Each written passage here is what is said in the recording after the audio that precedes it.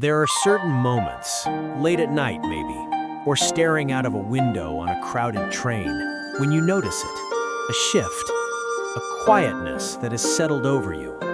You realize you speak less than you used to. Your voice, once so eager to fill the silence, now seems content to rest. It's not that you have run out of things to say. The world is just as loud, just as full of opinions and events as it ever was. The well of your thoughts hasn't run dry. It's simply that the urge to draw from it, to pour it out for others, has faded. You've stopped wanting to explain. The need to justify your choices, to defend your feelings, to lay out the intricate map of your reasoning for anyone who asks, it feels like a distant memory, a coat you no longer wear. You choose silence, not as a sign of weakness or a surrender to misunderstanding. It's not that you lack the words or the conviction behind them, but you've come to understand a quiet, unshakable truth. Not everyone is meant to understand you, and trying to force it is like trying to hold water in your hands. It's an exhausting, futile effort. When we were young, we were built of explanations. We constructed our identities out of them, brick by painstaking brick. We explained why we were right, laying out our logic like a battle plan, certain that the sheer force of our reasoning would win the day. We explained why we were sad, dissecting our sorrow, hoping that by showing someone all the broken pieces, they might help us put them back together. We explained to gain approval, to find our reflection in the eyes of others, to hear the comforting echo of our own beliefs spoken back to us. We were performers on a stage, constantly adjusting our monologue, hoping for applause. But the older you get, the more you realize that explanations are not a balm. They don't always heal the wound or bridge the gap. More often than not, they fall into a void. You begin to notice the subtle nuances in how people listen. There are those who hear the words but miss the music. They nod, they make the right sympathetic noises, but the core of what you're trying to convey glances off them, leaving you feeling emptier than before. You've shared a piece of your soul, and it has been met with a polite, vacant stare. And then there are the others, the ones who never intended to understand in the first place. They listen not to comprehend, but to find ammunition, to twist your words, to reinforce their own preconceived notions. Explaining to them is like arguing with the tide. It will pull you under, exhaust you, and leave you stranded. Silence, then, is not always an act of avoidance. It isn't about running away from a difficult conversation or a confrontation. Sometimes it is a profound act of self-preservation.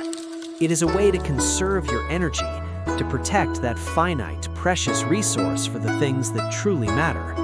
You stop wanting to engage in the endless circular arguments with people whose ears are closed. The futility of it becomes starkly clear. You're not changing their mind, you're just draining your own spirit.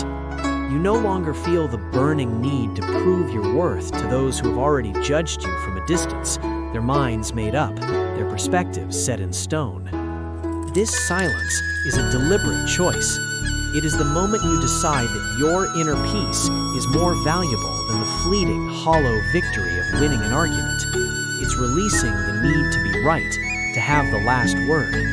You let the misunderstandings hang in the air, unanswered. You allow the false narratives to exist without your correction, because you understand that the battle isn't with them. The battle was always with your own need for their validation. And in silence, you lay down your arms. You choose your own quiet harbor over their turbulent seas. It is a peace treaty signed with yourself. But this quiet sanctuary is not always a place of comfort. This silence, born of wisdom and weariness, often comes with a companion, loneliness. It's a specific kind of loneliness, not of being alone, but of feeling apart. It's the quiet ache of standing in a crowd, listening to the easy, rapid-fire exchange of unexamined opinions and feeling an invisible wall between you and them. You feel like a visitor from another land, speaking a language no one else seems to understand. It is the loneliness of the one who sees the nuances in a world that increasingly prefers bold, simple strokes. This leads to a natural culling. You begin to be more selective. Your circle shrinks. The casual acquaintances you once collected, the people you shared surface-level pleasantries with, begin to drift away. You have fewer relationships, but the ones that remain have a newfound gravity. Your words become fewer, but each conversation carries more weight. They're conversations that don't require endless explanation, where a shared glance can convey a novel's worth of understanding. Each remaining connection is a lifeline, a testament to a bond that transcends the need for words. And perhaps this is the trade-off. This is the price of maturity. You exchange the breadth of the crowd for the depth of a chosen few.